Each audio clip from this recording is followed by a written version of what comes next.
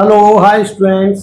मेरे चैनल में आपका एक बार फिर से स्वागत है। तो आज मैं आपको यूज ऑफ इट के प्रयोग के बारे में बताऊंगा। तो मैं आपको रोजाना स्टडी से संबंधित कुछ न कुछ नए नए टॉपिक्स की जानकारी देता रहता हूं। तो आज की मेरी सीरीज है या एपिसोड है, उस एपिसोड में मैं आपको इट के प्रयोग के बारे में बताऊंगा कि इट का प्रयोग कहाँ करते हैं, कैसे करते हैं और इसका उपयोग कैसे होता है। तो जैसे कि आपको पता ही है, मेरे चैनल का नाम है शिवा स्टडी ऑफिशियल। मेरा हैंडल है @ShiftJalsar1567 और दूसरा हैंडल है ShiftJalsar2577। मेरे दोनों ही चैनल्स को अधिक से अधिक लाइक और सब्सक्राइब करें। तो आज जैसे हम जानते हैं कि इट का प्रयोग कहाँ किया जाता है, तो इसकी जो बेसिक नॉलेज है, इट का प्रयोग समय, दिन, महीना, वर्ष, बरसात, आज, कल, छुट्टी, दिनांक, दूरी, तापमान, प्राकृतिक घटना आदि के लिए इट का प्रयोग करते हैं। यानी जब हमारा कोई वास्तविक कर्ता नहीं होता है किसी सेंटेंस में, तो उस कंडीशन में इट जो है हमारा इंट्रोडक्टरी जो है सब्जेक्ट कर्ता बन जाता है। उस कंडीशन में हम इट का प्रयोग करते हैं। यानी जब कर्ता, जैसे अब मैं कहूं कि राम खाना खाता है,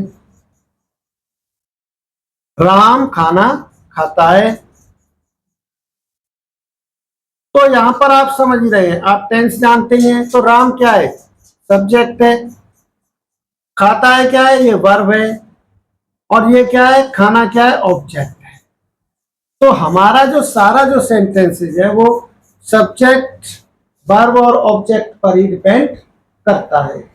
लेकिन अगर कंडीशन ये हो जाए कि हमें वास्तविक सब्जेक्ट की जानकारी ही ना हो, तो उस कंडीशन में हम यूज ऑफ इट करते हैं। लेकिन कहीं कहीं पर देयर का प्रयोग है, लेकिन दोनों की कंडीशंस अलग से होती हैं।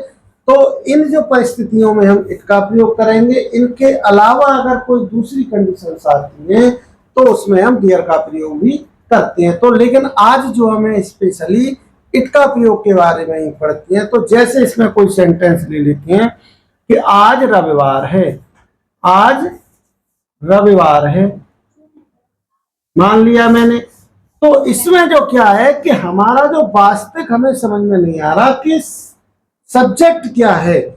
सबसे पहले आज आ गया, अब रविवार है, इसे हम सब्जेक्ट माने या ऑब्जेक्ट माने, क्या माने, समझ में नहीं आ रहा है। That's not clear that Sunday is subject और ऑब्जेक्टिव। तो इस कंडीशन में जब हमारा सब्जेक्ट और ऑब्जेक्टिव कंफर्म नहीं हो पाता है तो हम इट का प्रयोग करते हैं। तो इस सेंटेंस को जब हम बनाएंगे तो यहां पर हम इट का प्रयोग करेंगे। तो कैसे इसको बनाएंगे? It is Sunday, it is Sunday today.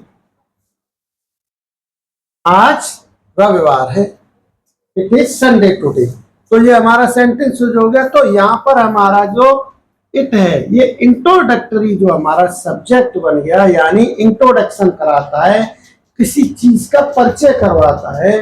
तो उस तरीके का जो हमारा सब्जेक्ट है उसे हम इट कहते हैं। तो आज रविवार है, तो क्या हो गया? आज रविवार किस चीज के बारे में बताया? दिन के बारे में बताया। आज आज है, क्या है? रविवार है। अब जैसे दूसरा हम कोई चीज ले लेते हैं, या दिन का हो गया इसमें यूज ऑफ। अब महीने के बाद, जैसे यह जनवरी का महीना है, जनवरी का महीना है, तो यहां पर क्या है? ये भी हमारा क्या है? महीना जनवरी। तो क्या है? ये महीना आ गया। तो यहां पर कहेंगे it is the month of, it is the month of January. क्या हो गया? ये जनवरी का महीना है। तो ये चीज आपकी समझ में आ रही है? It is the month of January, यह जनवरी का महीना है। तो इस तरीके से हम इट का प्रयोग करते हैं। और जैसे आज, आज कितनी तारीख है? 19 तारीख है, आज 19 तारीख है। तो it is 19th date on today. It is 19th date on today. आज 19 तारीख है। तो इस तरीके के जो हमारे सेंटेंसेस होते हैं उसमें हम इसका प्रयोग करते हैं। तो मैं उम्मीद कर रहा हूं कि यहां तक आप समझ रहे होंगे। चलिए इससे संबंधित 2-4 सेंटेंसेस हम और ले लेते हैं, इससे इसकी जानकारी हमें और हो जाएगी।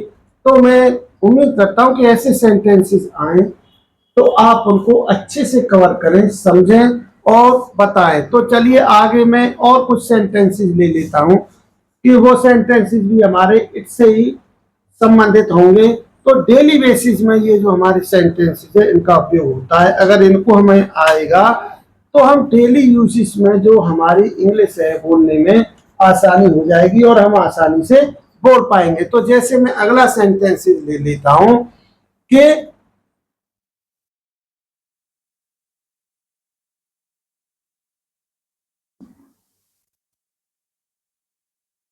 यह महीना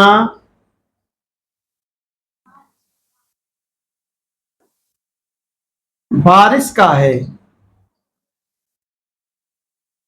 यह महीना बारिश का है। तो यहां पर देखो यह महीना, दिस मंथ इज रेन, इस तरीके से इसमें क्लियर नहीं हो रहा है। तो यहां पर हम क्या करते हैं, यूज का प्रयोग करके ऐसे बनाते हैं, it is the month of rain. It is the month of rain, यह बारिश का महीना है। तो यहां पर हमने क्या किया, इट का प्रयोग कर लिया। यह अब जैसे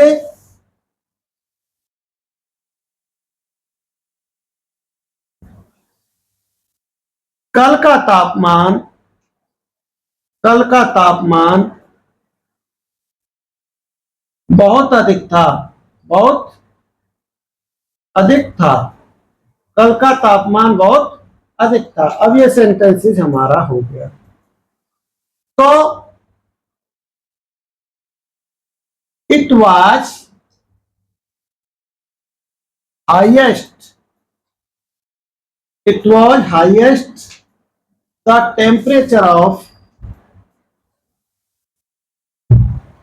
टेम्परेचर ऑफ यस्टरडे, यानी कल का टेम्परेचर बहुत अधिक था। इट माने यह वाज हाईएस्ट, बहुत अधिक था, द टेम्परेचर ऑफ यस्टरडे, यानी कल का तापमान बहुत अधिक था। तो इस तरीके से हमें इसका प्रयोग करके सेंटेंसेस को हल करना है। तो ये मैं उम्मीद करता हूं कि आप इस चीज को, या जैसे कहें आज छुट्टी का दिन है, आज छुट्टी का दिन है, आज छुट्टी का दिन है। तो ये करेंगे, इट इज